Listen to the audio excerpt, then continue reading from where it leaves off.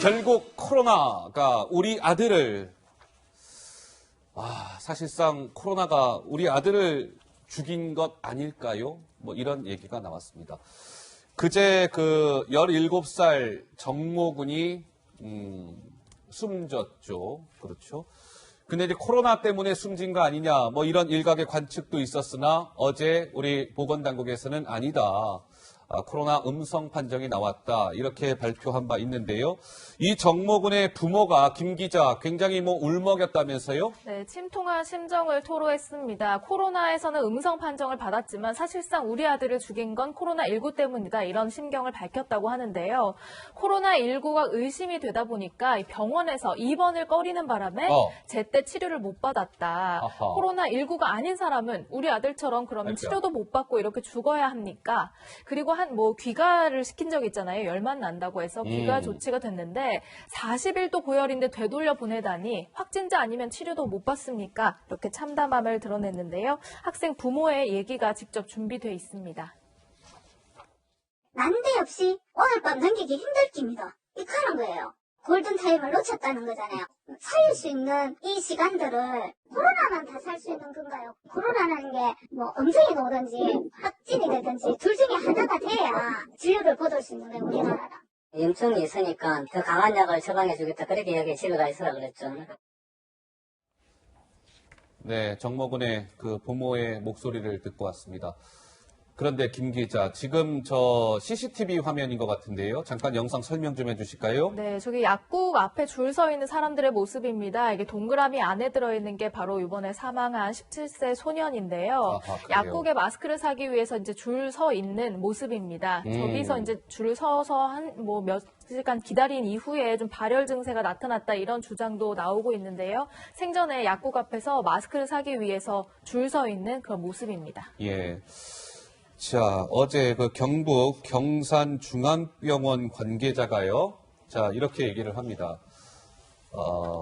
저 17살 정모군을 돌려보낸 사실을 인정하면서 코로나19가 의심이 돼서 환자를 입원시키지 못하고 돌려보내야 했다.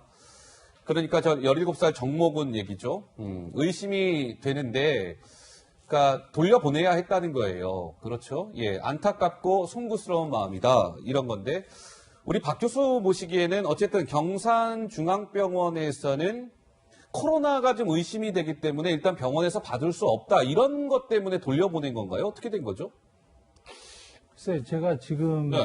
그 팩트를, 정확하게 지금 모르는 상황이에요. 왜냐하면, 저 멘트만 보면 돌려보낸 거가 맞는 것 같아요. 근데 사실은 이제 지금 언론에서 나오는 게 얘기가 이거저거 좀 섞여 있어서 다만 이제 돌려보냈다면 사실은 좀 안타까운 마음이지만 치료를 할 수 있는 상황이 과연 이제 어느 정도 있었는지 한번 좀 확인을 해봐야 될 거고 이 이제 기사에 나오는 것만 보면 좀 치료를 했어야 하는데 코로나 환자가 이제 아닌 것처럼 해서 이제 돌려보낸 상황이 돼버리니까 결국에서는 이제 부모의 입장에서는 일반 우리 모든 국민이 다 좀 굉장히 안타까운 치료 기회를 놓친 거 아니냐 이런 상황이 좀 있는 것 같습니다. 예, 이 부모님의 이제 얘기를 들어보면 결국 그래픽 좀 다시 좀 보죠. 그러니까 코로나19가 의심되다 보니까 입원을 꺼리는 병원 때문에 제때 치료를 못 받았다. 네. 이건 이제 정모군의 부모의 주장입니다. 예, 코로나19가 아닌 사람은 그럼 우리 아들처럼 치료도 못 받고 죽어야 하는 겁니까? 이런 것이죠. 네. 40일 또 고열이 막 내 아들이 났는데도 불구하고 이 병원에서 집으로 되돌려 보내다니 확진자가 아니면 치료도 못 받습니까? 이런 건데 학국장 보시기에는 결국에는 지금 이 코로나 때문에 아픈 사람, 급히 치료를 요하는 사람들도 어찌 보면 병원들이 좀 꺼리다 보니 제때 치료를 못 받는 이런 상황들이 지금 왕왕 발생하고 있는 그런 상황입니까? 어떻습니까? 예, 실제로 그런 예. 상황이죠. 지금 이 학생 같은 경우에 보면은 3월 1일에는 이제 발열, 기침 이런 게 있어가지고 바로 경산중앙병원을 방문했잖아요. 그러니까요. 그때는 해열제만 그냥 처방을 해주고 보냈습니다. 그런데 3일 뒤인 3월 13일에는 상당히 위중했습니다. 열이 41도까지 올라갔으니까 예. 상당히 심한 상황이잖아요. 그리고 확인해서 엑스레이 검사를 해보니까 폐렴 증세까지 확인이 된 거예요. 어허. 그런데도 불구하고 그냥 귀가를 시킨 거예요. 제가 보기엔 이 두 번째 3월 13일은 적어도 예. 어느 쪽이라도 입원을 시켜서 그게 코로나면은 코로나 전담병원을 하든 아니더라도 다른 병원에 입원시켜서 했어야 하는데 그걸 다시 귀가시켰다. 이거는 큰 문제다. 바로 앵커께서 지적한 대로 코로나에서 확진이 나오지 않는 한은 입원을 시키지 않고 또 혹시라도 확진이 아닌 음성 환자라도 나중에 확진 나올 수도 있잖아요. 그럴 그러니까 수도 있죠. 일반 병원에서는 그 환자 받았다가 만약 확진 나오면 그 병원은 어떻게 되는 거예요? 뭐 폐쇄되거나 예, 그렇게 되니까. 다 또 치료한 사람들 다 자가격리돼. 그러니까 이게 거기에서도 좀 안 받으려고 하는 게 지금 현재 있는 거죠. 그래서 원래 처음부터 대한의사협회 등 의사 전문가들은 뭐라고 했어요? 코로나를 전담으로 치료하는 전담병원하고 그리고 나머지 일반 병원, 일반 환자들을 받는 일반 병원하고 이원화를 시키자. 예, 예. 그런데도 정부가 그걸 듣지 않고 254개를 국민 안심병원이라고 해서 아하. 코로나 전담시키는 동선 예, 예. 하나, 그 다음에 일반 환자 치료하는 동선 하나 이렇게 서로 나눠가지고 하라고 했던 거 아닙니까? 지금 그러니까 이런 상황이 벌어지게 된 거다. 그래서 또 하나는 이 학생이 줄 서가지고 결국 문제가 된 거 아닙니까? 마스크 사려다가. 그렇죠. 예, 아까 마스크 CCTV 에 대만처럼 있어서 예. 모든 약국이 언제 몇 시에 있고 그때 가서 살 수 있도록 했다면 이렇게 줄을 서지 않았어야 되는 거죠. 예. 다만 우리 국민들도 중국 사람처럼 줄을 설 때도 한 5m, 8m씩 떨어져서 줄을 섰더라면은 이렇게 가깝게 줄을 안 섰더라면 이런 상황이 벌어지지 않았을까? 그 부분 좀 아쉬운 부분입니다. 알겠습니다. 자, 질병관리본부와 그 영남대병원, 결국에 이제 저 17살 정모군이 이제 영남대병원에서 사망을 했는데, 질본과 영남대병원이 김기정 무슨 공방 아닌 공방을 벌이고 있다는데 왜 그런 걸까요? 네, 17세 학생은 코로나의 음성 판정을 받았지만 최초 사망 진단서에는 코로나19라고 적시된 부분이 있었잖아요. 이를 두고 방역당국은 영남대 병원의 실험실에 문제를 좀 지적했고요. 아하. 병원 측은 반박했습니다. 먼저 그 목소리가 준비되어 있습니다. 질병관리본부와 모든 시험기관의 모든 검체에서 코로나19가 검출되지는 않았습니다. 실험실 오염 또는 기술 오류 등에 대한 미결정 반응 가능성이 합리적으로 의심되었습니다. 예를 들면은 검사실에 뭐 오염이나 뭐 기술의 오류라고 하면 그 전에 검사에서도 그래 나와야 되잖아요. 그런 게 없었잖아요. 질병관리본부는 영남대병원의 실험실의 오염 또는 검사 오류 이런 문제들을 좀 예를 들었는데 직접 얘기하죠. 영남대 예. 병원 측에서는 그 설명 황당하다는 겁니다. 병원에 만약에 문제가 있었다면 다른 검사들에서도 문제가 있었을 텐데 그렇지 않았다 이렇게 항변하고 있습니다. 우리 박 교수께서 보시기에는 네. 어때요? 지금 질본하고 영남대병원하고 막 뭐 서로 이렇게 약간 뭐 설전이라고 하면 어떨지 모르겠으나 이 광경을 좀 어떻게 보시는지요?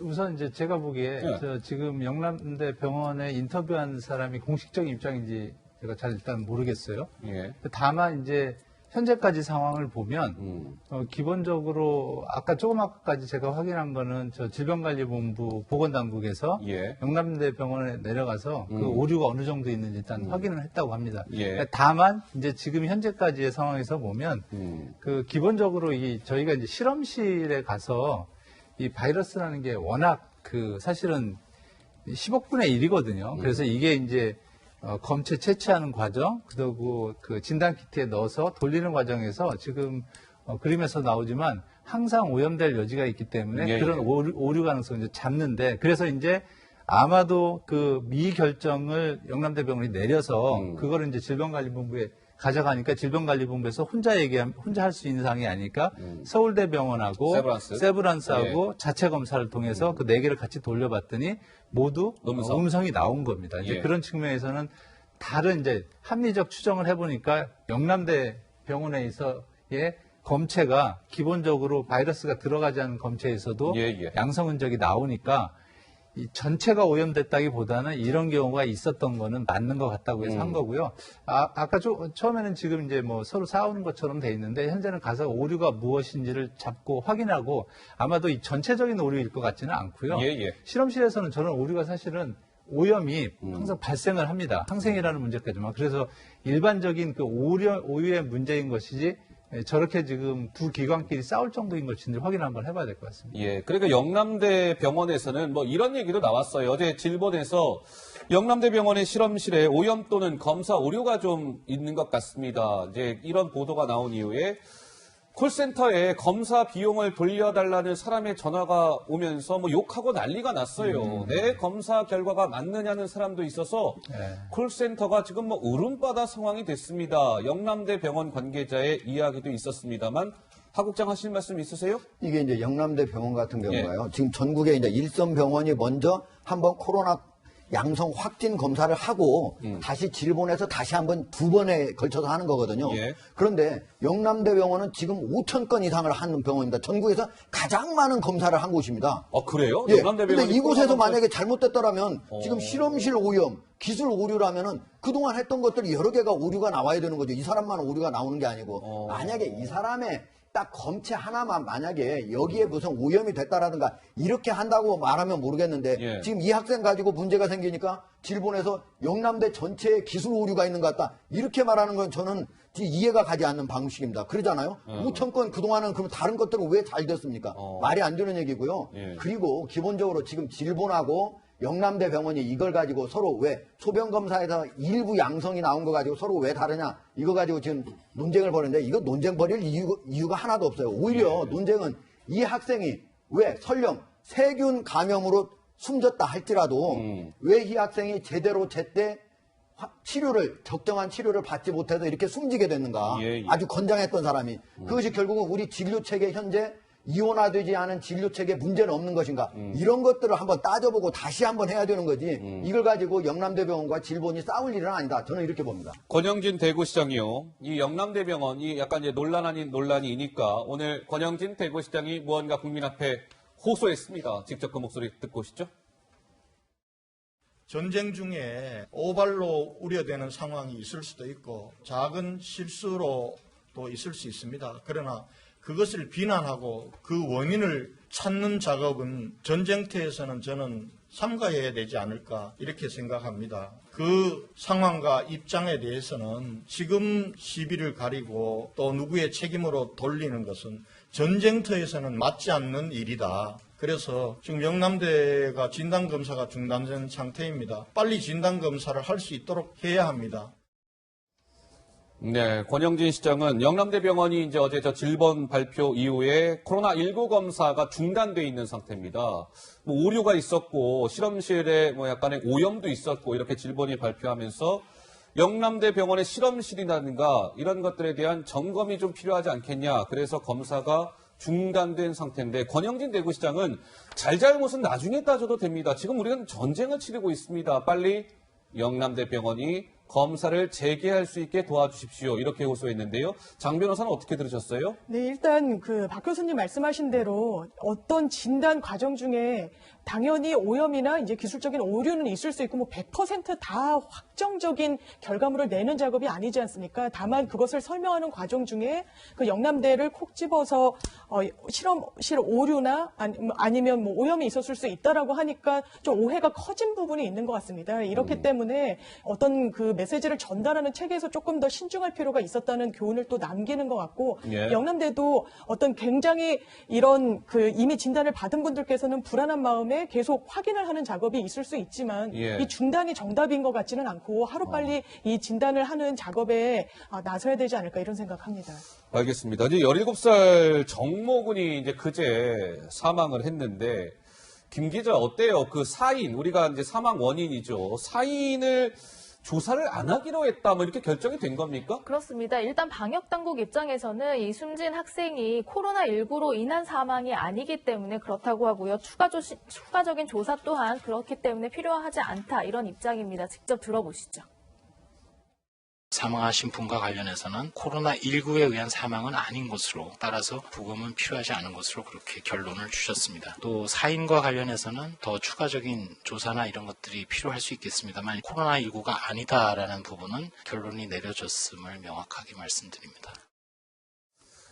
근데 저는 박 교수께 한번 질문을 드리고 싶은데 어쨌든 그 폐렴을 일으킨 원인이 이제 코로나가 아닌 것으로 일단 판명이 된 거잖아요. 어떻게 보면. 그렇다면 어떤 감염원이 있었는지를 밝혀야 정확한 사인을 알 수 있을 텐데 그러기 위해서는 부검이라는 이 절차도 필요하지 않느냐라는 일각의 주장도 있습니다만 우리 박 교수께서는 어떻게 보세요? 그거 할 수도 있죠.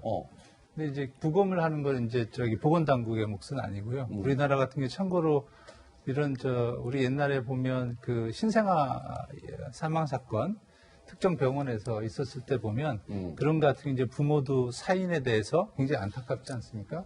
그랬더니 국립과학수사연구소에서 그 레벨 3에 있어서 부검을 실제로 해서 사인을 규명하게 되는데 지금 같은 경우에는 이제 그런 상황이 아니고 배제 방식으로 나가는 거죠. 지금 보건당국에서는 현재 코로나19와 관련된 사망이냐 이거에 대해서 지금 많은 궁금증이 있었지 않습니까? 그리고 그 테스트에 대한 일부 논란도 있었기 때문에 그거를 지금 다른 군데 아까 얘기했던 다른 병원들과 해보니까 모두 다 음성으로 나왔기 때문에 그거를 관련해서 그러니까 그 코로나19가 감염된 걸로 인한 사망인 거는 아닌 게 확인이 됐기 때문에 그거에 대한 부검은 별도로 이제 할 필요가 없다는 거니까 코로나19를 위한 부검이 필요 없다는 겁니다. 참고로 이제 당시에 이 바이러스 검사할 때 인플루엔자도 검사를 했고 근데 인플루엔자도 안 나왔습니다. 참고로 그래서 이걸 부검을 한다고 해서 나오는 게 아니고요. 배제 방식으로 되기 때문에 부모께서도 좀 다른 생각을 하신 것 같습니다. 예. 자, 알겠습니다. 어쨌든 부검은 안 하기로 최종 이제 결정이 되어 있는 상태고 정모군의 부모도 부검에 동의하지 않았다. 뭐 이런 뉴스도 전해졌습니다. 이번에는 좀 다른 이제 좀 화제를 좀 전환을 시켜 볼게요. 사실 이맘때면은 시청자 여러분들 벚꽃이 막 개화하는 시기입니다. 그렇죠? 날도 이제 많이 따뜻해졌고. 근데 김 기자, 일부 지자체들이요, 오히려 오지 마세요 뭐 이러고 있다고요? 그렇습니다. 원래 같으면 우리 지역에 축제에 오시라고 홍보를 해도 모자라는 상황인데 지금은 코로나19 때문에 지자체들이 좀 이런 것들을 만류하는 반대의 상황이 됐습니다. 벚꽃 축제에서 가장 좀 유명한 축제가 진해 군항제잖아요. 벚꽃이 이제 막 피기 시작하고 이럴 시즌인데 여기에서도 코로나19 이제 확산을 막기 위해서 군항제도 취소했고요. 또 사람들에게 오지 말라, 방문 자제를 시키고 있는 그런 모습입니다. 또 광양의 매화축제도 유명한데요. 이 봄꽃 보러 오는 많은 방문객들의 자제를 부탁한다 이런 현수막들도 곳곳에 걸렸다고 합니다. 예. 오히려 예년 같으면 어서들 많이 오세요. 우리 많이 벚꽃축제 국민 여러분들 많이 방문해 주세요. 사실 이러기 마련인데 지금까지는 완전히 상황이 바뀐 거예요. 오히려 오지 마세요, 오지 마세요. 벚꽃은 올해만 피는 게 아닙니다. 내년에도 피고요, 후년에도 필 거니까요. 올해는 축제에 오지 마세요. 이렇게 오히려 참 이색적인 풍경이라고 해야 될까요? 저 보세요. 진해 군항제 전면 취소 이런 플래카드도 보이고. 근데 오늘 김 기자, 한 정치인이 여의도 국회에서 뭔가 특이한 장비를 착용했다는데 이건 무슨 얘기입니까? 네, 독특한 모습이 포착이 돼서 한번 또 준비를 해봤습니다. 더불어민주당 아침 회의 시간인데요. 송영길 의원이요. 앞에 투명한 보호장구를 차고 등장한 모습입니다.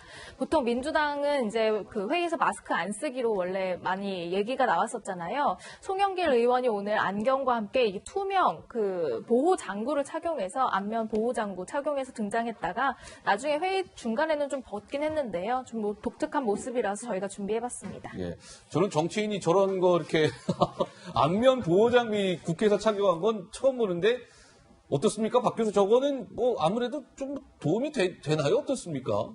두 가지 다 도움이 되죠. 이제 첫 번째로는